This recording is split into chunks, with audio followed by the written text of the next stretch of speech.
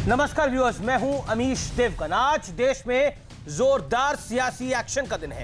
एक तरफ मोदी सरकार की नई कैबिनेट की तैयारी है, मिशन 2022 के लिए चौतरफा मोर्चाबंदी हो रही है। संगठन से लेकर गठबंधन के साथियों तक सबको साधने की बड़ी कोशिश हो रही है। तो दूसरी तरफ कांग्रेस में अंदरूनी कला पर भी एक्शन है। कैप्टन वर्सेस सिद्धू की जंग सारी हद पार कर चुकी है। कैप्टन अमरिंदर सिंह दिल्ली में सोनिया गांधी के दरबार में पहुंचे हैं, यानी मिलने की तैयारी कर रहे हैं। लेकिन दूसरी तरफ सिद्धू पंजाब में अपनी सरकार को बड़ा आईना दिखा रहे हैं। राजस्थान में सचिन पायलट की नाराजगी की खबर है और मामला सुलझाने के लिए अजय माकन जयपुर पहुंच चुके हैं। लेकिन इसी बीच हरियाणा में कांग्रेस के भीतर बड़ी जंग छिड़ गई है। कुमारी शैलजा, जो कि अभी हरियाणा कांग्रेस के अध्यक्ष है, उन्हें हटाने के लिए भूपेंद्र सिंह हुड्डा दल बल के साथ दिल्ली कूच कर चुके हैं।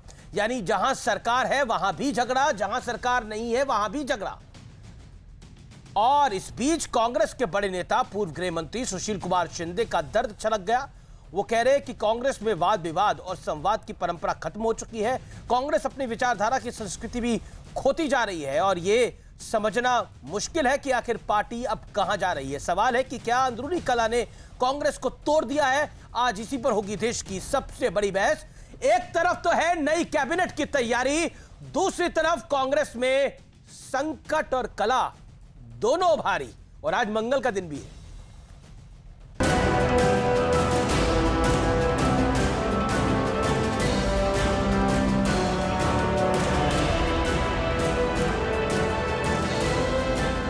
एक तरफ मोदी सरकार की नई टीम की चर्चा है। केंद्रीय मंत्रिमंडल में जल्द फेरबदल की खबरों के बीच कई नेता दिल्ली पहुंच रहे हैं, तो दूसरी तरफ कांग्रेस एक के बाद एक कलह के जाल में फंसी है। पंजाब के सीएम कैप्टन अमरिंदर सिंह और नवजोत सिंह सिद्धू के बीच जोरदार जंग के बीच कैप्टन अमरिंदर सिंह सोनिया गांधी से मिलने दिल्ली पहुंचे, लेकिन दोनों का एक दूसरे पर हमला जारी रहा। कैप्टन के दिल्ली पहुंचने से पहले नवजोत सिंह सिद्धू ने बिजली के मुद्दे पर कैप्टन पर हमला बोला, तो कांग्रेस सांसद रवनीत सिंह बिट्टू ने सिद्धू पर वार किया। सारा पंजाब कह रहा है, ट्वीट किए हैं लोगों ने। ये कहा अच्छा होता आपके पास एक बहुत बड़ी मिनिस्ट्री, पावर मिनिस्ट्री आपको दी गई थी, आप परफॉर्म करते, आज आप रेट भी कम करते, आज आप थर्मल प्लांटों का भी फैसला करते, आज आप सब कुछ करते। लेकिन मैं थोड़ी कह सकता हूं भी मुझे ये ओहदा चाहिए, जब मुझे ये बनाओ मैं तभी काम करूंगा। उधर राजस्थान में मामला सुलझाने के लिए कांग्रेस के बड़े नेता अजय माकन जयपुर पहुंचे। कुछ दिन पहले सचिन पायलट की नाराजगी की खबर आई थी, लेकिन कांग्रेस में गृहयुद्ध की फहरिस्त लंबी है। हरियाणा कांग्रेस की अध्यक्ष कुमारी शैलजा के खिलाफ पूर्व सीएम भूपेंद्र सिंह हुड्डा और उनके समर्थक विधायकों ने मोर्चा खोल दिया है। भूपेंद्र सिंह हुड्डा और उनके बेटे दीपेंद्र सिंह हुड्डा समेत 22 विधायक दिल्ली दरबार पहुंचे और कांग्रेस के राष्ट्रीय संगठन सचिव केसी वेणुगोपाल से कुमारी शैलजा को हरियाणा कांग्रेस के अध्यक्ष पद से हटाने की मांग कर दी। उधर महाराष्ट्र में भी कांग्रेस के लिए शुभ संकेत नहीं है। कुछ दिन पहले पार्टी के बड़े नेता और पूर्व केंद्रीय मंत्री सुशील कुमार शिंदे ने कहा था, वाद विवाद और संवाद कांग्रेस की परंपरा रही है, लेकिन आज ये परंपरा खत्म हो चुकी है। पार्टी में आत्मचिंतन बैठकों का आयोजन किया जाना चाहिए। सुशील कुमार शिंदे ने पार्टी में वरिष्ठ नेताओं की अनसुनी पर कहा, एक समय कांग्रेस में मेरे शब्दों की कीमत थी और मेरी बात को सुना जाता था। मुझे नहीं पता कि अब मेरे शब्दों की कीमत क्या है। कांग्रेस अपनी विचारधारा की संस्कृति भी खोती जा रही है। ये समझना मुश्किल है कि आखिर पार्टी कहां जा रही है। सवाल है कि क्या कांग्रेस पर अंदरूनी कलह भारी है? आज इसी पर होगी देश की सबसे बड़ी बहस। आप देख रहे हैं देश का सबसे ज्यादा देखे जाने वाला कार्यक्रम आर पार। लेकिन अब वक्त है विश्लेषण का, देश में सियासी एक्शन का विश्लेषण। मैं सबसे पहले आपको विश्लेषण के जरिए बताता हूं कि बीजेपी में क्या हो रहा है। मोदी सरकार में कैबिनेट 2.0 को लेकर बड़ी हलचल है। संगठन और घटक दल दोनों को साधने की कोशिश है। यानी कुल मिलाकर उत्तर प्रदेश, उत्तराखंड, पंजाब में चुनाव है, जिन 5 राज्यों में चुनाव है वहां से भी रिप्रेजेंटेशन बढ़ाना है, यह बड़ी बात है। और घटक दलों यानी जेडीयू को साथ लेना है, एलजेपी के एक धड़े को साथ लेना है, इसके अलावा निषाद पार्टी को भी साथ लेना है, तो घटक दलों को भी साधने की कोशिश है। इसके अलावा मिशन 2022 के लिए चौतरफा मोर्चेबंदी है, संगठन में भी बदलाव होंगे, आप देखिएगा आने वाले दिनों में। यूपी में भी आने वाले दिनों में कैबिनेट विस्तार संभव है, 15 जुलाई के बाद एक कैबिनेट विस्तार हो सकता है, जैसी सोर्सेस से, सूत्रों से बड़ी जानकारी मिल रही है। यानी पहले दिल्ली की कैबिनेट बदलेगी, फिर लखनऊ की कैबिनेट में बदलाव आएगा, यह बड़ा घटनाक्रम होगा। उत्तराखंड में हमने बड़े बदलाव ऑलरेडी देख लिए हैं। तो कुल मिलाकर एक्शन में इस समय बीजेपी, भारतीय जनता पार्टी है, संगठन से लेकर सरकार तक। दूसरी तरफ कांग्रेस में भी जबरदस्त एक्शन है, ऐसा नहीं है कि कांग्रेस में एक्शन नहीं है। 3 राज्यों में कांग्रेस की पूर्ण सरकार है, तीनों में ही इस समय कला है। मैं एक एक करके आपको बताऊंगा कि कला कहां पर है। हालांकि जहां राज्य में सरकार नहीं है वहां भी हरियाणा में भी बड़ी कला है। कांग्रेस के हर जगह 2 गुट बन चुके हैं। आप सोचिए, भूपेंद्र हुड्डा चाहते हैं कि कुमारी सैलजा वहां से हट जाए, वो दल बल के साथ यहां पर है। झगड़ा सुलझाने में आलाकमान लगातार नाकाम हो रहा है, यह एक बड़ा क्वेश्चन मार्क है। सुशील कुमार शिंदे जो कि कांग्रेस के वरिष्ठतम नेता है और फॉर्मर होम मिनिस्टर है, उन्होंने भी इसी काबिलियत पे सवाल खड़ा करा है। आप उनका अगर बयान सुनेंगे, पढ़ेंगे तो आपको दिखेगा। आपसी मारामारी से क्या कांग्रेस का भविष्य खतरे में है, जैसा कई नेताओं को लग रहा है? जी, इस समय की बड़ी खबर है, इस समय की बड़ी खबर है कि कैप्टन अमरिंदर जो कि सोनिया गांधी से मिलने पहुंचे थे, दिल्ली दरबार पहुंचे थे, उनको तलब किया गया था, इससे पहले भी वो दिल्ली आए थे, लेकिन आला कमान का कोई नेता उनसे नहीं मिला था। उनकी मुलाकात खत्म हो चुकी है, सोनिया गांधी से करी है मुलाकात, ये मुलाकात खत्म हो चुकी है, लेकिन फॉर्मूला नहीं निकल पाया है अभी तक, ये भी बड़ी खबर है। लेकिन क्या फॉर्मूला निकलेगा, क्योंकि प्रियंका गांधी उससे पहले मिलने पहुंची थी, राहुल गांधी भी मिलने पहुंचे थे सोनिया गांधी से। तो कुल मिलाकर पंजाब में बड़ा एक्शन है, आला कमान का फैसला मंजूर होगा, ये भी चुनाव के लिए हम तैयार है, ये कहा है कैप्टन अमरिंदर सिंह ने। लेकिन क्या सिद्धू को वो डिप्टी सीएम और पीसीसी चीफ बनाने पे मानेंगे, इस पर अभी तक कोई क्लैरिटी नहीं है, लेकिन मुलाकात जरूर खत्म हो गई है। मेरे साथ आज कौन कौन मेहमान जुड़ रहा है चर्चा में, आइए आपको मिलवा देता हूं। मेरे साथ गौरव भाटिया, भारतीय जनता पार्टी के राष्ट्रीय प्रवक्ता है, सुप्रीम कोर्ट के वरिष्ठ वकील है, शहजाद पूनावाला है, जाने माने राजनीतिक विश्लेषक है, आचार्य प्रमोद कृष्णम जुड़ेंगे, नेता कांग्रेस पार्टी के। मेरे साथ मुदित अग्रवाल है जो कि नेता है कांग्रेस पार्टी के, यूथ ब्रिगेड से आते हैं। आप तमाम लोगों का अभिनंदन है, एक एक करके सब अपनी बात रखिएगा। सबसे पहले शहजाद पूनावाला, आज की चर्चा की मैं आज आपसे शुरुआत करना चाहता हूं। इस देश की पॉलिटिक्स में आज 2 तस्वीरें देखने को मिल रही है। पहली तस्वीर है जिसमें नरेंद्र मोदी कैबिनेट का विस्तार है, दूसरी तस्वीर है जिसमें कांग्रेस भी अपनी समस्याओं को साधने की कोशिश कर रही है, एक प्रयास कर रही है। क्या आपको लगता है कि इंडियन पॉलिटिक्स इस समय बड़ी एक्शन पैक्ड है?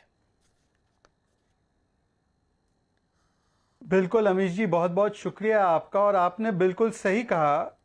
एको आ रहा है तो मैं चाहूंगा कि पीसीआर इसको करेक्ट कर ले। देखिए, 2 तस्वीरें हैं, एक तरफ कैबिनेट विस्तार कर रहा है और दूसरी तरफ कांग्रेस का विभाजन होते जा रहा है। वो इसलिए है क्योंकि कैबिनेट विस्तार करते वक्त प्रधानमंत्री एक टीम लीडर, एक कैप्टन की तरह पेश आ रहे हैं और एक फुल टाइम कैप्टन है, जबकि दूसरी ओर आप देख सकते हैं कि वहां पर टीम लीडर कौन है, कैप्टन कौन है और फुल टाइम कैप्टन है भी या नहीं है, यही कश्मकश है। अब आप देखिए, जो सूत्र हमें बता रहे हैं, जिस सूत्र से हमें पता चल रहा है, तो इस कैबिनेट विस्तार में कौन कौन लिया जाएगा। रीजनल एस्पिरेशंस का ख्याल रखा जाएगा, महिला सशक्तिकरण का ख्याल रखा जाएगा, युवाओं को मौका दिया जाएगा, पॉलिटिकल इक्वेशंस को बैलेंस किया जाएगा, ये तमाम बातें, और टैलेंटेड एजुकेटेड लोगों को मौका दिया जाएगा। दूसरी तरफ कांग्रेस विभाजन की ओर क्यों है? वो इसलिए है क्योंकि वहां पर केवल और केवल परिवार के अलावा और दरबार के अलावा वहां पर जो भी टैलेंटेड होता है उसे मौका नहीं मिलता है। और इसीलिए आप देखिए, अलग अलग जगहों से एक ही तस्वीर, राजस्थान में पायलट वर्सेस गहलोत चल रहा है, वहां पर अजय माकन गए हैं। लेकिन शहजाद, मेरा एक काउंटर पॉइंट है, देखिए यहां पर आरएसएस और नरेंद्र मोदी, अमित शाह, जेपी नड्डा पार्टी को जोड़ते हैं, संगठन को जोड़ते हैं, वहां पर गांधी परिवार जोड़ता है। It is as simple as that. Congress के किसी नेता से पूछो, उन्होंने वो कहते हैं कि क्योंकि गांधी परिवार जोड़ता है इसलिए गांधी परिवार है, सर्वे सर्वा, चाहे वो प्रियंका गांधी हो, चाहे वो राहुल गांधी हो, चाहे वो मैडम गांधी हो। ऐसा है कि भारतीय जनता पार्टी और अगर आरएसएस की बात करते हैं तो वहां पर केवल नेता ही नहीं बल्कि एक नेतृत्व भी है और वहां पर एक नीति भी है जो लोगों को जोड़कर रखती है, विचारधारा भी जोड़कर रखती है। अब कांग्रेस पार्टी की अगर आप तरफ देखें तो यहां पर पहले तो कोई पूर्ण फुल टाइम नेता नहीं है, और जहां तक आप बात करें तो G23 अगर उनको नेता मानता तो वो क्यों मांग करता कि फुल टाइम अध्यक्ष होना चाहिए? अगर वो नेता इतना ही सक्षम होता तो अमेठी में चुनाव क्यों हार जाता? अगर वो नेता इतना ही सक्षम होता तो केरल में जहां से वायनाड से चुनाव जीतकर आए हैं राहुल गांधी, उस वहां पर अपने प्रदेश में, उसी प्रदेश में कांग्रेस पार्टी को जीत दिलाने में क्यों वो नाकाम साबित होते हैं? तो वहां पर ना नेता है, ना नेतृत्व है और ना विचारधारा है। इसीलिए कांग्रेस पार्टी का अगर अध्ययन करें तो ए टू लेकर जेड कांग्रेस पार्टी बार बार बंटती रही है, जब भी सत्ता उनसे छटती रही है। तो जब सत्ता नहीं तब बंटना कांग्रेस पार्टी का ये चरित्र है और आज वही हो रहा है। मुदित अग्रवाल जी का मैं रुख करता हूं। मुदित अग्रवाल जी, 3 सरकारें हैं और तीनों जगह कला की सिचुएशन देखने को मिल रही है। जहां सरकार नहीं भी है वहां भी खींचतान देखने को मिल रही है।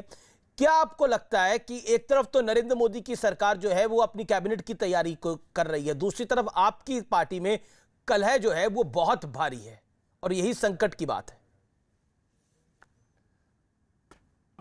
देखिए, सबसे पहले जो मोदी जी हैं, पिछले 1 महीने से हम सुन रहे हैं कि कैबिनेट का विस्तार होगा, तो कहीं ना कहीं उनसे कैबिनेट का विस्तार भी समय से नहीं हो पा रहा। वहां उन्होंने सोनवाल जी को, जिसको कैबिनेट में ये लाना चाहते हैं, उन पे इतना भरोसा नहीं था कि दोबारा से उनको चीफ मिनिस्टर बना सके। ज्योतिरादित्य सिंधिया जी को लाना चाहते हैं जो बीजेपी से नहीं थे, जो कांग्रेस से आए थे। तो देखिए, उनकी अपनी कंपल्शंस है जिनको वो मैनेज करने की कोशिश कर रहे हैं, उनको भी इसमें समय लग रहा है। देखिए, जहां तक मोदी जी की बात है, एक बात मैं जरूर आपकी मानता हूं, शहजाद पुणेवाला जी की मानता हूं कि बीजेपी इलेक्शन लड़ने में माहिर है। मैं सिर्फ ये कहता हूं, बीजेपी और मोदी जी कम से कम 10% समय, 10% एफर्ट देश की इकोनॉमी सुधारने में, किसानों के मसलों में, दलितों के मसलों में, देश की जो ऑल ओवर हेल्थ व्यवस्था है उसको सुधारने में लगा देते ना, तो कोरोना काल में इतना बुरा हाल नहीं होता देश का। और जो इकोनॉमी लगातार गिर रही है पिछले 7 साल से, उतना इतना बुरा हाल नहीं होता। देखिए, बीजेपी में क्या है, वहां मोदी जी का डंडा चलता है या संघ का डंडा चलता है? आप डेमोक्रेसी की बात करते हैं, मुझे एक बताइए ना, बीजेपी का कभी भी जो राष्ट्रीय अध्यक्ष बना है, कभी चुनाव हुआ है? वो संघ डिसाइड करता है कौन राष्ट्रीय अध्यक्ष बनेगा, वो बन जाता है। कांग्रेस में तो इलेक्शन होते हैं बाकायदा।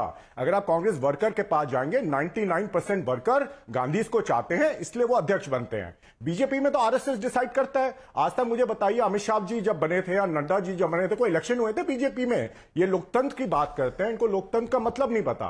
बीजेपी, सुशील कुमार शिंदे अभी आप ही की पार्टी में है ना मुदित जी? मैंने आपको पूरा वक्त दिया, अब पॉइंट को सुनिए। सुशील कुमार शिंदे आप ही की पार्टी में है, वो कह रहे हैं कि एक समय कांग्रेस में मेरे शब्द की कीमत थी, मुझे नहीं पता अब मेरे शब्द की कीमत है या नहीं। कांग्रेस अपनी विचारधारा की संस्कृति खोती जा रही है, यह समझना मुश्किल है कि आखिर पार्टी अब कहां जा रही है। अब ये सुशील कुमार शिंदे कह रहे हैं। देखिए, अब मैं आपको एक एक करके एग्जाम्पल बताता हूं। पंजाब में कैप्टन बनाम सिद्धू, हरियाणा में शैलजा बनाम हुड्डा, राजस्थान में पायलट वर्सेस गहलोत, वहां पे ठीक ठाक सरकार चल रही थी, छत्तीसगढ़ में भूपेश बघेल वर्सेस टीएस सिंहदेव। क्या आपको लगता नहीं है कि हर जगह कुछ ना कुछ विषय चल रहे हैं और सॉर्ट आउट नहीं हो पा रही? 3 आपकी फुल सरकारें। अब ये कैप्टन का ही विषय आप देखिए, वो दिल्ली आ रहे हैं, उनकी पेशी हो रही है। सिद्धू अपनी सरकार के खिलाफ क्या कुछ बोल रहे हैं, मोदी सरकार क्या कुछ नहीं कर रही, बिल्कुल विपक्ष का काम है बोले। लेकिन आपके यहां क्या हो रहा है? अपनी दुकान तो पहले संभालिए आप। जी, मैं बता रहा हूं। देखिए, कोई भी लोकतंत्र में कभी भी हर आदमी की एक राय नहीं होती, लेकिन एक प्रोसीजर और एक तरीका होता है जिससे ये चीजें हम मैनेज करते हैं। हर आदमी को अभिव्यक्ति की आजादी होनी चाहिए। वहीं विपरीता बीजेपी में देखिए किस तरह से शत्रुघ्न सिन्हा जी को पार्टी से निकाला गया था, यशवंत सिन्हा को निकाला गया, अरुण शौरी को निकाला गया, कीर्ति आजाद साहब को निकाला गया, किस तरीके से इन्होंने अडवाणी जी और मुरली मनोहर जी की हालत की। तो देखिए, ये भी तो आप देखिए ना, बीजेपी का तरीका देखिए, उसको हैंडल करने का हमारा देखिए तरीका। मुझे वो भी समय याद है जब उमा भारती और अरुण जेटली जी की ओपनली लड़ाई होती थी। उमा भारती और प्रमोद महाजन का झगड़ा हुआ था। मैं तो बीजेपी मुख्यालय में था 2004 में, मैं कवर कर रहा था जब अरुण जेटली जी का भी हुआ था, अरुण जेटली जी का भी हुआ था, उमा भारती और प्रमोद महाजन का झगड़ा हुआ था, स्वर्गीय प्रमोद महाजन का झगड़ा हुआ था, अरुण जेटली का झगड़ा नहीं हुआ था। अब आप मेरी सुन लीजिए ना एक बार। जी जी जी, नहीं, आप मेरी सुन लीजिए जरा बात। एक प्रेस कॉन्फ्रेंस हुई थी जिसमें अडवाणी जी थे, उसमें उमा भारती जी ने जो शब्द का इस्तेमाल किया था वो अरुण जेटली जी के लिए भी किया था कि मैं उसमें आप जाना नहीं चाहता, दिवंगत आत्मा है वो। अगर आपको ध्यान होगा राजस्थान में ओम माथुर और वसुंधरा राजे जी में कितना झगड़ा हुआ था। देखिए झगड़े होते हैं पार्टीज में, बहुत जरूरी होता है, ये झगड़े हर पार्टी में होते हैं, आदमी को बोलने की आजादी हो तो और अपनी कहानी कर हर जो होते हैं उसको। बीजेपी क्या करती है, बीजेपी डंडा चलाती है, वहां किसी को बोलने की इजाजत नहीं है। ठीक है गौरव जी का मैं रुख करता हूं, फिर आचार्य जी का भी मैं रुख करूंगा। गौरव भाटिया, बीजेपी डंडा चलाती है, आपसे कैबिनेट विस्तार नहीं हो पा रहा, कांग्रेस में बड़ा लोकतंत्र है और लोकतंत्र का हिस्सा है, सिद्धू यहां आए हुए हैं, कैप्टन तलब हुए हैं, ये सब लोकतंत्र का हिस्सा है।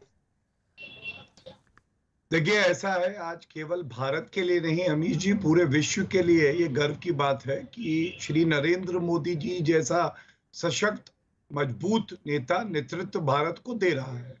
और हमारे पास तो नेता है, नेतृत्व है, हमारे पास नीति भी है, हम अपनी नीति पे चलते हैं, चाहे सत्ता में हो या विपक्ष में हो, और हमारी नीयत भी ठीक है, भ्रष्टाचारी कांग्रेस की तरह नहीं है। लेकिन कांग्रेस का क्या हाल है आप देखिए, केवल सत्ता का सुख भोगने के लिए ही यहाँ पे लोग कार्य करते हैं, और इतनी बेइज्जती कोई करता है संवैधानिक पदों पे बैठे हुए लोगों की। कैप्टन अमरिंदर सिंह जी कुछ दिन पहले दिल्ली आए थे, आपको मालूम है मिलने का समय ही नहीं मिला, क्योंकि जो कांग्रेस की माता है ना, उन्होंने कहा है बात। आपका ऑडियो गौरव ठीक नहीं आ रहा, गौरव का ऑडियो ठीक नहीं आ रहा। ओके मुदित अग्रवाल जवाब दे दीजिए, गौरव का ऑडियो फ्रीज हो गया है, वीडियो भी फ्रीज हो गया। मुदित जवाब।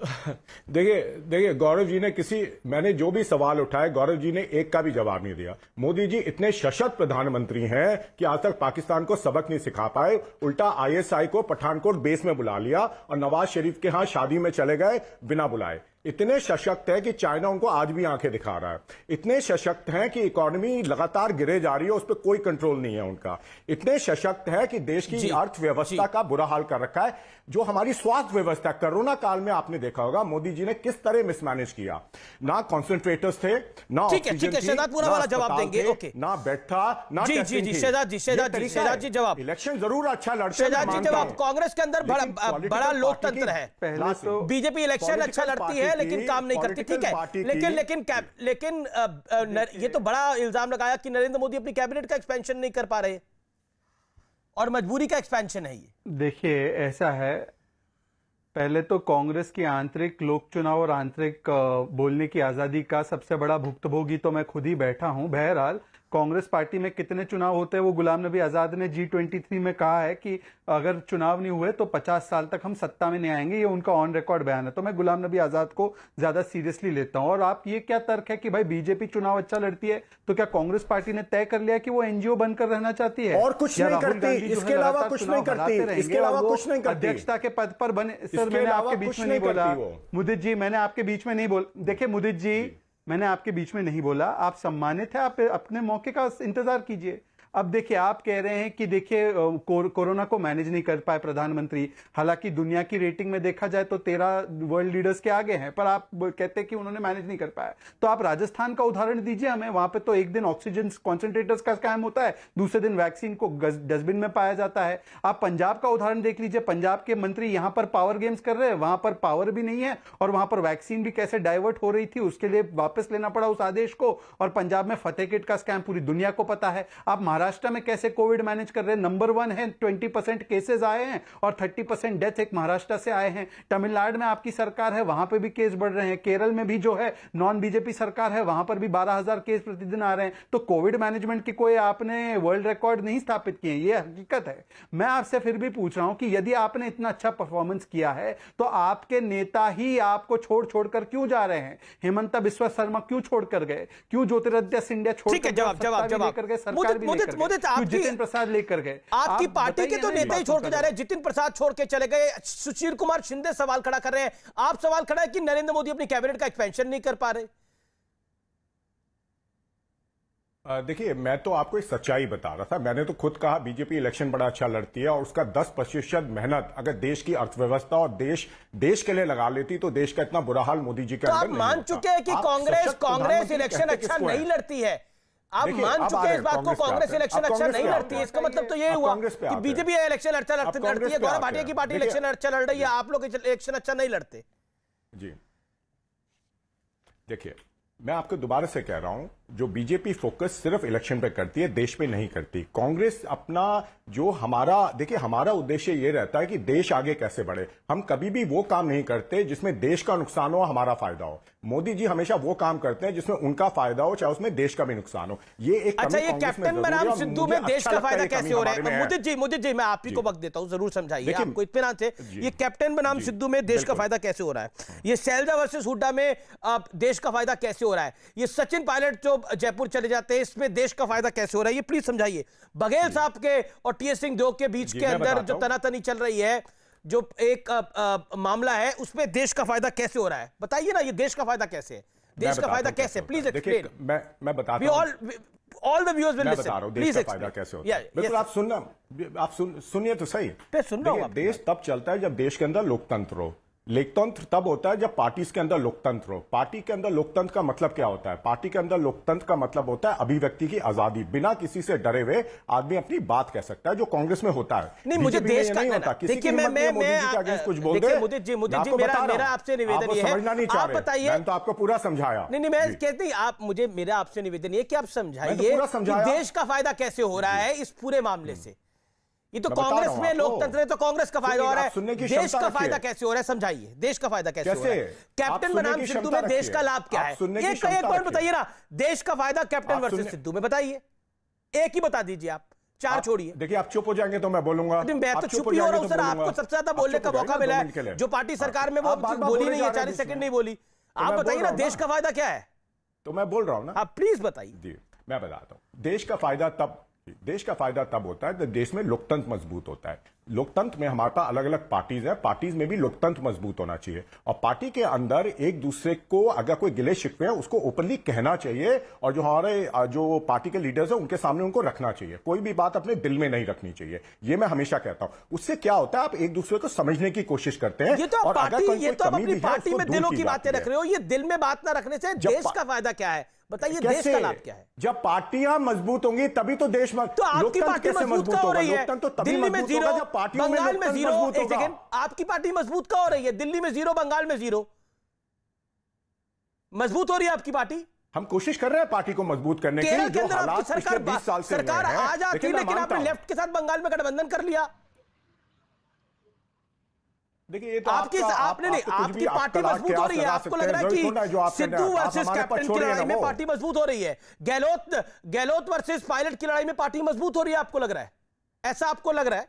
हम पार्टी मैन को एक फोरम देते हैं जहां पे वो अपनी बात कह सके। जबकि मोदी जी डंडा चलाते हैं और धमकाते हैं, वहां कोई किसी को नहीं बोल सकता। पब्लिक में कह रहे हैं जी। लाल कृष्ण आडवाणी जी क्या कर रहे थे? मनोहर जोशी क्या कह रहे थे? अरुण जेटली जी क्या हो चुकी थी? 92 साल की उम्र अरुण में हो शौरी चुकी जी थी क्या कह रहे थे? लाल अरुण शौरी जी, यशवंत सिन्हा, कीर्ति आजाद, शत्रुघ्न सिन्हा, ठीक है, गौरव भाटिया इसका जवाब देंगे। जहां तक करप्शन की बात है, ललित मोदी, नीरव मोदी, आपने विजय माल्या जी को देश से भगा दिया। गौरव भाटिया को सुन लीजिए, रफेल का भी पहले वो डिस्कनेक्ट हो गए थे। रफेल का इशू है, गौरव आपको मेरी आवाज मिल रही है? पीसीआर बिल्कुल आ रही है, अगर मैं अपनी बात रख पाऊं। हाँ गौरव, कांग्रेस पार्टी में लोकतंत्र है, भारतीय जनता पार्टी में लोकतंत्र नहीं है, और इससे कांग्रेस पार्टी मजबूत होती है, बीजेपी मजबूत नहीं होगी भविष्य में। देखिए, मुदित जी ने एक बात कही, भारतीय जनता पार्टी इलेक्शन लड़ने में माहिर है। तो मैं भी एक बात कहूंगा, मुदित जी, कांग्रेस भी खानदानी चोरों की पार्टी है, भ्रष्टाचार करने में माहिर है। और राहुल गांधी ने तो 35-40 चुनाव कांग्रेस को हराए हैं। अगर कुछ सीखना चाहते हैं तो कृपया करके पाठशाला में भेज दीजिए। कुछ म्युनिसिपल कॉर्पोरेटर का चुनाव जितवा देंगे उन्हें। अमेठी का चुनाव तो वो हार ही गए थे। दूसरी बात, कांग्रेस का चरित्र क्या है? बड़ी गंदी यूज कर रहे हैं, सभ्य लैंग्वेज यूज कीजिए प्लीज। अमीर जी देखिए, अमीर जी इनको बोलिए सभ्य लैंग्वेज का इस्तेमाल करेंगे। मैं बड़े तमीज से बेल पे बाहर है। इनको बोलिए तमीज से बात करेंगे। भ्रष्टाचार के आरोप है और बीच में लैंग्वेज जरा तमीज से, गौरव जी प्लीज, वरना मैं भी बोलूंगा गलत लैंग्वेज का इस्तेमाल। प्लीज अमीर जी, गलत। अमीर जी इनको बोलिए जवान, सही लैंग्वेज, बड़े सभ्य है। देखिए गौरव जी, सभ्य है, सभ्य ही बता रहा हूं। देखिए गौरव जी को बोलिए तमीज से बात करेंगे। ये तमीज नहीं है। भ्रष्टाचार के आरोप ये में कोई बेल तरीका पे नहीं बाहर है, नहीं है। ऐसी भाषा का इस्तेमाल करें। प्लीज अमीर जी, ये गलत मैं भी मोदी जी का भाषा का इस्तेमाल करूंगा, फिर आपको बुरा लगेगा। किस बात के लिए? भाषा का इस्तेमाल, मर्यादा रखिए, बाहर नहीं है।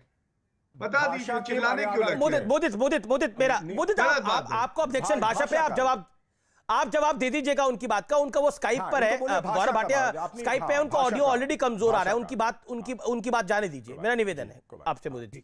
गौरव जी बोलिए। हाँ, हाँ, देखिए, भाषा का- कांग्रेस का चरित्र क्या है? बच्चा बच्चा यही कहता है, सत्ता में हो तो लूट डालो, विपक्ष में हो तो फूट डालो। आज वो फूट कांग्रेस पार्टी में पड़ गई है और कहते हैं ना, एक पर वो सब कहावत कुछ अमीर देश जी- के फायदे के लिए कर रहे हैं। हाँ, वो जो सीताराम केसरी की लंगोट उतार दी गई, लुंगी उनकी खोल दी गई, पार्टी कार्यालय से उठा के टांगों से बाहर फेंका था, वो भी देश हित में ही था इनके हिसाब से। पीवी नरसिम्हा राव जी की 100 साल जयंती थी अभी कुछ दिनों पहले। अमित जी राहुल गांधी और प्रियंका गांधी को और सोनिया गांधी को याद ही नहीं रहा, क्योंकि वो गांधी परिवार के नहीं थे। और भारतीय जनता पार्टी की बात करते हैं, हमें 2 बार मौका मिला प्रधानमंत्री देने का। एक बार श्रद्धेय अटल बिहारी वाजपेयी जी और दूसरी बार यशस्वी नरेंद्र मोदी जी। जबकि कांग्रेस में 55 साल सत्ता में रहे, 38 साल गांधी परिवार का ही प्रधानमंत्री रहा। दूसरी बात, पिछले 30 साल से अध्यक्ष बदला क्या कांग्रेस पार्टी में? केवल गांधी परिवार। हमारे यहां तो एक परिवार से कभी 2 अध्यक्ष भी नहीं रहे। लेकिन मैं एक इंपॉर्टेंट बात कर दूं, आपने कहावत सुनी होगी, गले की हड्डी। अब इनकी बांसुरी जैसी पतली गर्दन में 3-3 हड्डियां फंसी हुई हैं। बांसुरी जैसी गर्दन है और हड्डियां फंसी है। सचिन पायलट की हड्डी, एक इनकी है सिद्धू की हड्डी, एक है भूपिंदर सिंह हुड्डा की हड्डी। अब वो हड्डी खाए निकले या उसको पर ये वहां सचिन फेंके। पायलट को तो आप अपने यहां लेने को तैयार थे। सचिन पायलट को तो आप अपने यहां लेने को तैयार थे। इनकी ये हड्डी आप आपकी लेने को खबर। तैयार थे। ये आपकी भाषा खबर है में। क्या? ये आपकी खबर है क्या? नहीं ना, बहुत मेरी खबर नहीं है, क्या पिछले हमारी? साल हमने देखा जो हुआ। गौरव जी चलिए मैं अपनी बात पूरी कर लूं प्लीज। अमीर जी, मैं केवल ये कहूंगा, जिस सिद्धू ने पूरे भारत को राहुल गांधी का नाम दिया पप्पू, क्या वो कैप्टन अमरिंदर सिंह जी को पप्पू बनाएगा या नहीं? यही सवाल है। और सबसे बड़ी बात है, लोकतंत्र की बात करते हैं, आंतरिक, क्या आंतरिक लोकतंत्र है? सोनिया गांधी मिलने का समय नहीं देती मुख्यमंत्री को। ठीक है और जी, सचिन जी। एक मिनट, बहुत देर बाद आए, थोड़ा समय दे हाँ दीजिए। मैं बिल्कुल अपनी बोलिए, बात आप 30 रख लूं, सेकंड नाराज बोलिए। मत आचार्य होइए। जी भी काफी देर से इंतजार कर रहे हैं। हाँ, कोई बात नहीं, आचार्य जी तो बहुत धैर्य रखते हैं। और सचिन पायलट का ही मुद्दा उठाइए। सचिन पायलट बेचारे, सुनवाई नहीं हो रही उनकी। वो उप मुख्यमंत्री थे, इस्तीफा दिया, राजद्रोह के मुकदमे में अंदर कर दिया था, कह रहे हैं कि अंदर हो जाएंगे। ये हालत है कांग्रेस पार्टी की। तो आज जहां एक तरफ नरेंद्र मोदी जी हैं, दूसरी तरफ एक ऐसा विपक्ष है जो आज ना दिशा जानता है, ना जिसके पास कैप्टन है, और उसका टाइटैनिक की तरह डूबना बड़ी खबर आ रही है कैबिनेट निश्चित। एक्सपेंशन को लेकर। सोनोवाल और ज्योतिरादित्य सिंधिया दिल्ली पहुंच चुके हैं। ये इस समय की बड़ी अपडेट है। यानी कुल मिलाकर कैबिनेट एक्सपेंशन को लेकर हलचल तेज है। आचार्य प्रमोद कृष्ण, मैं आपका रुख करता हूं। बड़ी खबर इस समय आ रही है कि सिंधिया दिल्ली पहुंच रहे हैं। आपके मित्र भी हैं सिंधिया, पुराने कांग्रेसी हैं, अब भारतीय जनता पार्टी में हैं। कैबिनेट में उनकी वापसी हो सकती है। नारायण राणे भी दिल्ली आ चुके हैं और उन्होंने बोला है कि दिल्ली में आता रहता हूं, मैं सांसद हूं। आचार्य जी देखिए अमित जी अभी गौरव भाटिया बड़ी लंबी लंबी बातें कर रहे थे कि हड्डी फंस गई उनके गले में, ये हड्डी है, कभी सिद्धू को हड्डी बोल रहे हैं, कभी सचिन को हड्डी बोल रहे हैं। मैं तो कह रहा हूँ हमारे यहाँ सिंधिया जी हड्डी थे, वो आपके अब गले में पड़ेंगे। जितिन प्रसाद जी भी आपके गले में पड़ने जा रहे हैं। और ये पहला 7 सालों के अंदर ये पहला ऐसा मौका है अमित देवगन जी कि ये जो मंत्रिमंडल विस्तार है ये मजबूरी में हो रहा है, ये धमकियों से हो रहा है। और ये पहली बार ऐसा देखने को मिला है कि देश का प्रधानमंत्री बहुत दबाव में हैं, प्रधानमंत्री जी दबाव में हैं। देखिए उत्तर प्रदेश के अंदर अरविंद शर्मा जी को भेजा, ख्वाब सजाए गए थे, तमाम मीडिया में बातें चली कि उनको होम मिनिस्टर बनाया जाएगा। किसी ने तो यहाँ तक कह दिया योगी जी की जगह चीफ मिनिस्टर बना दिया जाएगा। योगी जी ने भी एक धमकी दी और कहा कि मैं इन्हें मंत्री, राज्य मंत्री भी नहीं बनाऊंगा और आपको संगठन में इनसे जो काम लेना ले लो। ये सब जानते हैं, पब्लिक डोमेन में है। अब गौरव भाटिया जी से मैं कहना चाहूँगा, इतना बड़ा राजनीतिक दल है कांग्रेस पार्टी 100 साल से भी ज़्यादा पुरानी पार्टी है, उसके अंदर मतभेद चलता रहता है, आना जाना लगा रहता है। सिंधिया जी आपकी तरफ गए हैं, उन्हें अभी आप ही की खबर पड़ रहा था, आप भी आ रहे हैं, आप भी कैलाश विजयवर्गीय के यहाँ पर कथा में गए हुए थे, आप भी कैलाश विजयवर्गीय के घर से ही आ रहे हैं अभी? आना जाना तो चलता रहता है, आप भी कहीं गए हुए थे, देखिए- अब कहीं कहानी दूसरी ना हो जाए, कहीं खिड़की की दूसरी तरफ ना आपको हम देखें आचार्य जी, ऐसा तो कुछ नहीं है।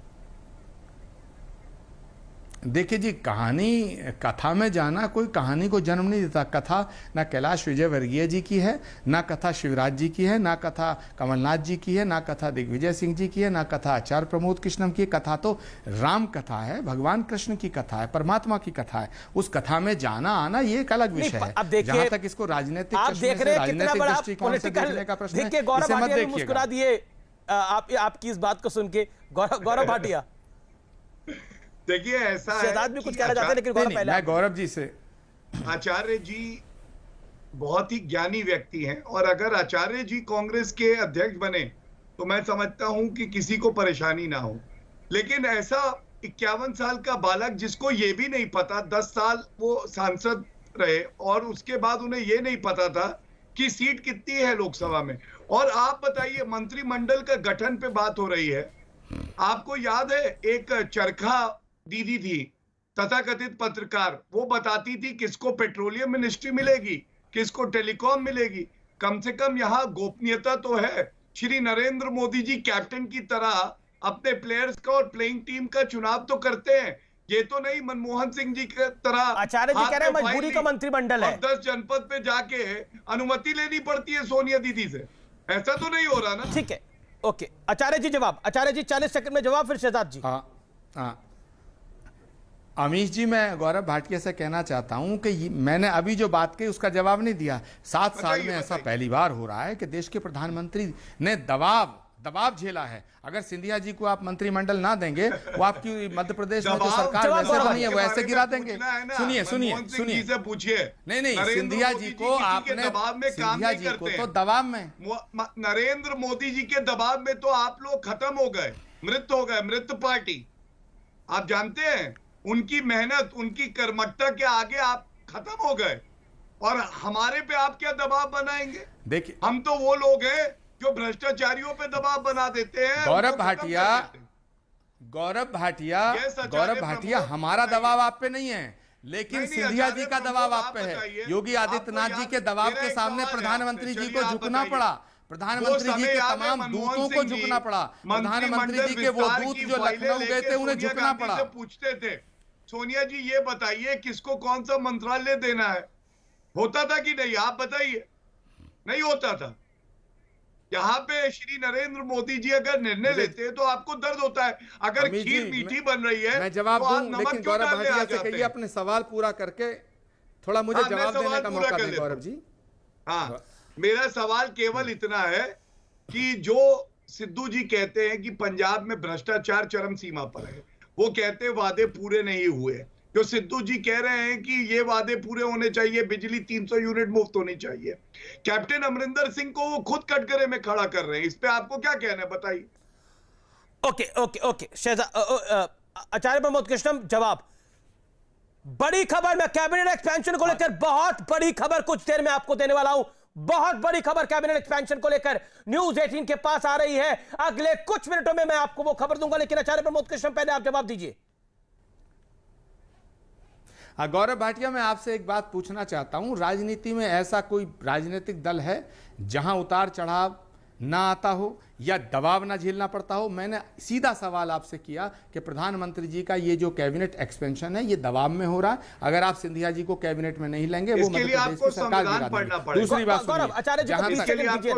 सुनिए, दूसरी बात मुझे बोलने दीजिएगा। मैंने संविधान पढ़ा है, आप भी थोड़ा किताब पढ़ ले करो, बहुत बड़े वकील हो यार। बोलना ही कोई अच्छी बात नहीं है, सुनना भी अच्छी बात है। गौरव भाटिया जी, अरे सुन तो लो गौरव भाटिया जी, अरे सुन तो लो। आप सरकार हो यार, आप सरकार हो, हम तो जनता है, हमारी सुनते क्यों नहीं? अरे हम तो जनता है, हमारी सुनो भाई। गैर जिम्मेदार विपक्ष हो आचार्य जी, मैंने आपसे सवाल पूछा। गौरव भाटिया, संविधान मेरी का बात तो अनुच्छेद है, सुनो। बताइए। आप जिम्मेदार सरकार हो, जिम्मेदार सरकार का ये व्यवहार अच्छा नहीं है। जिम्मेदार सरकार का ये व्यवहार अच्छा नहीं है। जिम्मेदार सरकार को, ठीक है, हम तुम सदाचारी हो। राफेल में कितने करोड़ खाया उस पर जांच नहीं बैठा रहे हैं और ये आप सदाचारी बन रहे हैं। राहुल गांधी जी ने एक सवाल किया, सुनिए, एक सवाल किया, केवल और केवल राहुल गांधी ने आप मेरी बात नहीं सुन रहे से, और जनता ने आपको लताड़ा। याद है अरे रफेल का विदेशों मुद्दा की आपने 2019 के चुनाव में पहले विदेशों उठाया की था। अदालत जीता जिस कौन? मुद्दे पे जांच बैठा रही तो है वो इटली मुद्दा जाएंगे क्या आप, अछूता रह वहां जाएगा? की अदालत क्या देश में की फैसला विषय विषय पर आते हैं। ठीक है, शहजाद पूनावाला भी कुछ कहना चाहते हैं, लेकिन विषय पे आना जरूरी है। विषय पे आना जरूरी है। शहजाद पूनावाला, रिस्पॉन्ड टू आचार्य प्रमोद कृष्णम, फिर विषय पर आते हैं। एक मिनट, ठीक है। अब मैं आचार्य जी आपको मौका दे रहा हूं। Shahzad 40 second, a quick 40 second rebuttal, then Modit ji also. जी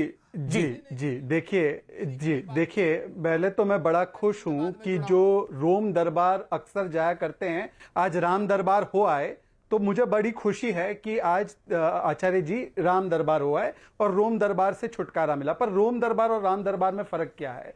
रोम दरबार में जो मजबूरी दिखती है वो उनको मजबूती नहीं दिखती आज कैबिनेट रिशफल जब हो रहा है। रोम दरबार में जिनको दबाव दिखता है उनको प्रभाव नहीं दिखता जब ये कैबिनेट रिशफल होता है। वो कहते हैं आदान प्रदान होता है, आदान प्रदान बिल्कुल होता है राजनीतिक दलों में, हो सकता है आगे जाके कुछ यहां पे भी बैठे लोगों का हो, पर आदान प्रदान तो कैसा? वहां से सिंधिया यहां आए और सिंधिया के बदले आपने उदित राज को ले लिया। ये कैसा आदान प्रदान है? तो ये घाटे का सौदा कर दिया कांग्रेस पार्टी ने। मैं जरूर कहूंगा क्योंकि आचार्य जी की बड़ी ऊंची पैंठ है तो वो बताएंगे कि आदान प्रदान जो हुआ वो घाटे का हुआ। अब देखिए एक तर्क इन लोगों का, लुटियंस वालों का, ये आचार्य जी का नहीं, आचार्य जी बहुत ही सुलझे हुए व्यक्ति है।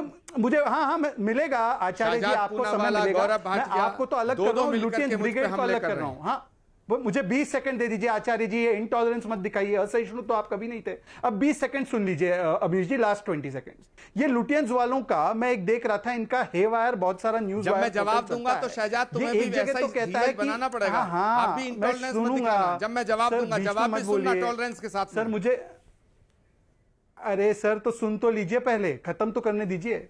अब मैं ये कह रहा हूं कैबिनेट फेरबदल पर बहुत बड़ी खबर, कल शाम 6 बजे होगा कैबिनेट का विस्तार। बड़ी खबर अब ये औपचारिक है कि न्यूज 18 के पास ये खबर आ गई है कि कल शाम 6 बजे कैबिनेट का विस्तार हो जा रहा है और ये बड़ा विस्तार होगा। मोदी मंत्रिमंडल का बड़ा विस्तार होगा। ज्योतिरादित्य सिंधिया, सर्बानंद सोनोवाल, सुशील कुमार मोदी, सबको मौका मिलने के लिए जा रहा है। कुछ मंत्रियों की छुट्टी भी होगी, जैसी रिपोर्ट आ रही है। नारायण राणे शामिल होंगे। बड़ी खबर आ रही है, कल शाम 6 बजे और विस्तार होगा। अमिताभ सिन्हा, देखिए अभी अमिश, अभी सरकारी कम्युनिके आया नहीं है जो राष्ट्रपति भवन से भी आता है, लेकिन इतने संकेत साफ हो चुके हैं कि कल शाम 6 बजे कैबिनेट का विस्तार और फेरबदल, जिसकी लंबे समय से अटकलें लगाई जा रही थी, कल शाम को 6 बजे कैबिनेट का विस्तार होगा। काफी नए चेहरे, युवा चेहरे हो सकता है इस बार मंत्रिमंडल में आए। और 2 साल के बाद, कोरोना पीरियड के बाद 2 साल के बाद मोदी 2 में ये पहली बार विस्तार हो रहा है। तो मुझे लगता है कि काफी कुछ नजरें अब टिकी हुई हैं कि विस्तार किस हद तक होता है और कितने नए लोग आते हैं, किन राज्यों को तरजीह मिलती है। तो काफी चीजें अब धीरे धीरे परतें अब खुलनी शुरू हो गई हैं। बड़ी खबर है।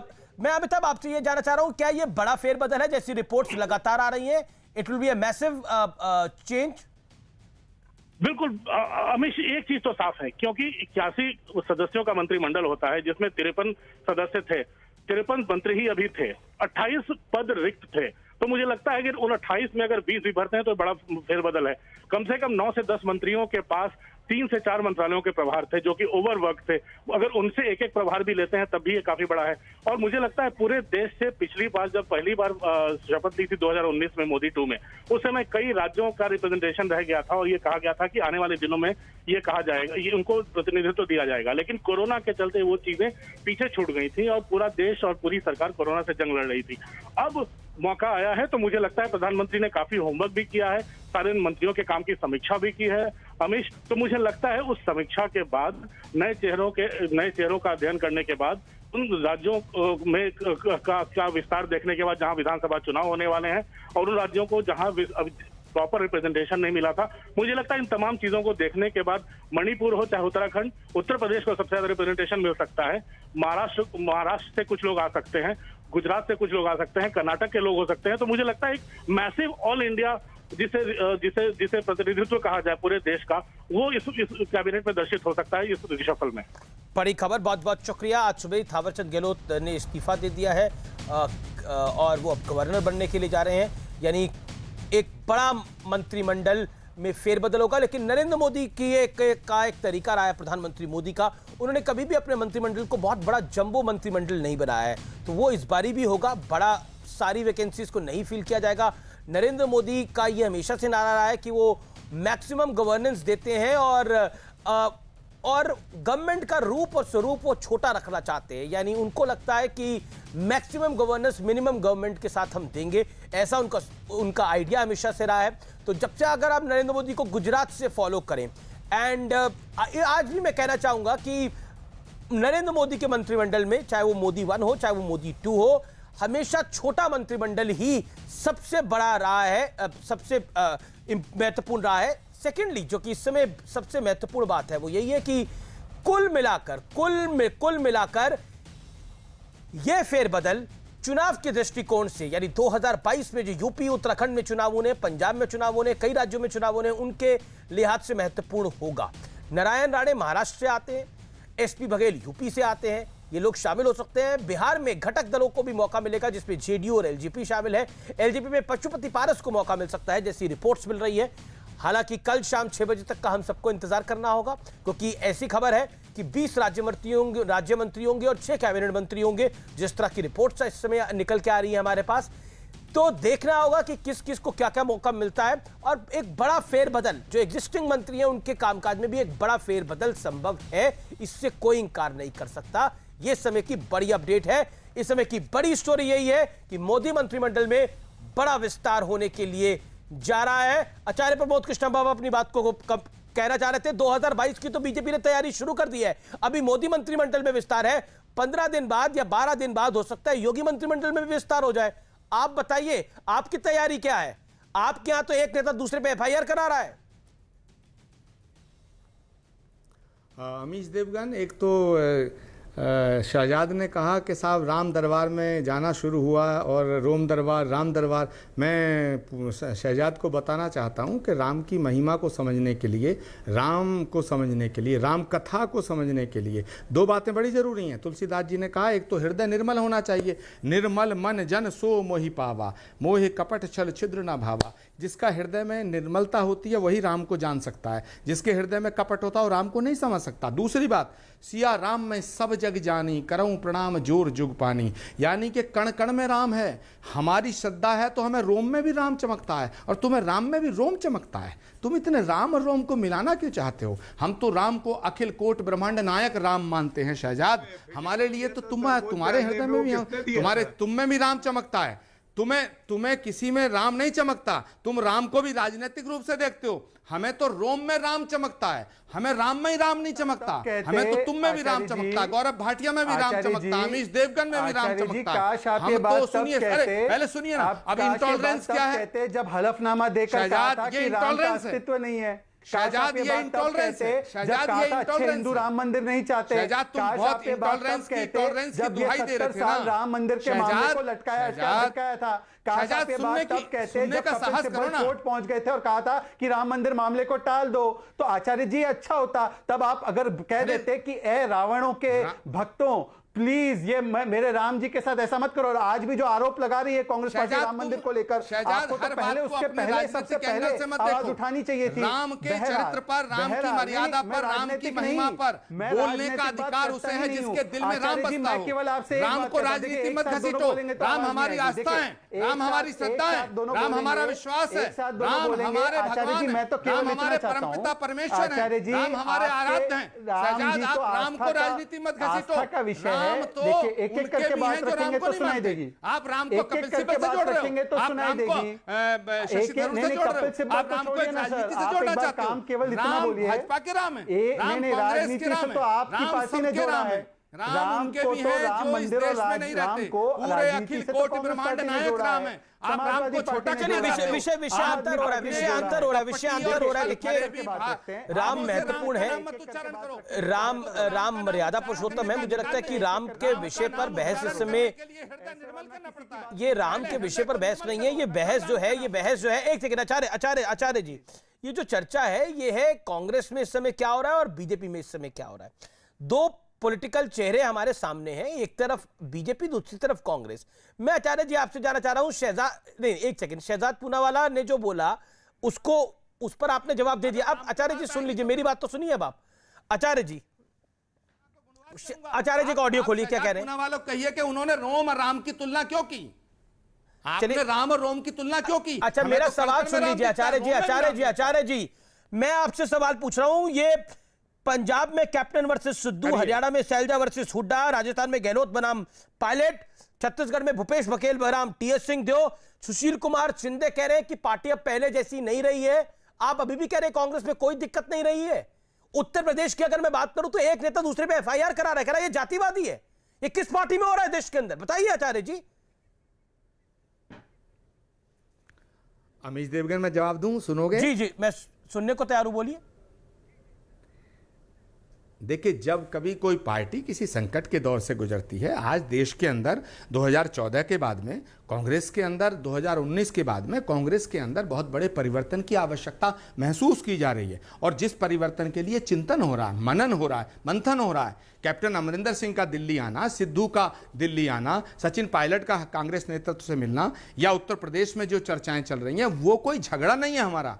हमारा बिल्कुल झगड़ा नहीं है। हम लोग इंटरनल डेमोक्रेसी को बरकरार रखते हुए, इंटरनल डेमोक्रेसी में कौन सा नेता, सुनील राय कांग्रेस का ही नेता है, उसने अपने अध्यक्ष लल्लू पे एफआईआर करा रखी है। ये इंटरनल डेमोक्रेसी की कौन सी नई इबारत आप लोग लिख रहे हैं? इंटरनल डेमोक्रेसी के नाम पर क्या कुछ हो रहा है? सिद्धू कह रहा है मेरी सरकार करप्ट है, ये इंटरनल डेमोक्रेसी आपको लग रही है।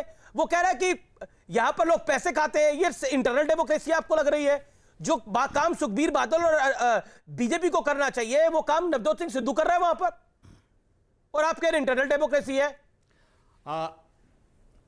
अमीश देवगन, जब कोई कश्ती तूफान में फंसती है तो जो उस कश्ती पे सवार होते हैं ना कमजोर लोग, वो छलांग लगा के भागने की सोचते हैं, लेकिन वो कश्ती हिम्मत के साथ, साहस के साथ, ईश्वर को साक्षी रख करके वो जो कश्ती का खेवनहार है, मल्लाह, उसे चलाता रहता है और तो वो कश्ती तूफान को चीरते हुए किनारे पे लग जाती है। ऐसे ही कांग्रेस पार्टी ने बड़े बड़े तूफान देखे हैं, बड़ी आंधियां देखी हैं, और इन आंधियों से, इन तूफानों से इस कश्ती को निकाल करके प्रियंका गांधी और राहुल गांधी दोनों ले जाएंगे। देखिए, ये कश्ती की बात कर रहे हैं अमीश जी, ये कश्ती की बात कर रहे हैं। इनकी तो कश्ती वहां जा डूबी जहां पर पानी कम था।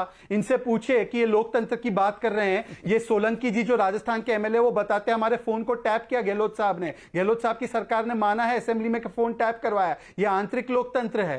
ये कहते हैं कि ये अंदरूनी अंतरकलह तो चलती रहती है, और इसका मतलब ये है कि लोकतंत्र जीवित है। तो फिर क्यों गुलाम नबी आजाद से लेकर शिंदे जी कह रहे हैं कि पार्टी में कोई लोकतंत्र बचा नहीं है, हमारी आवाज को सुनाई नहीं देती? मुझे ब्रेक के लिए रुकना पड़ेगा, ब्रेक के बाद वापस आ रहा हूं, आप देखते रहिए आर पार।